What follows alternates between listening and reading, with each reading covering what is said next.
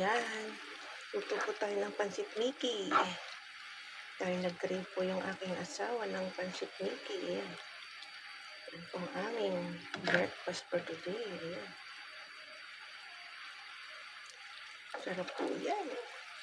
Lagyan ko ng chicken, gizzard, at yung liver, chicken liver. Ayan. Mekos-mekos lang natin. Yan, luto na po yan. Ready to serve.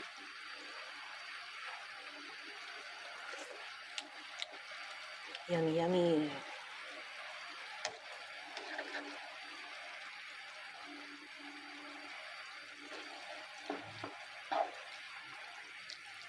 Ayan.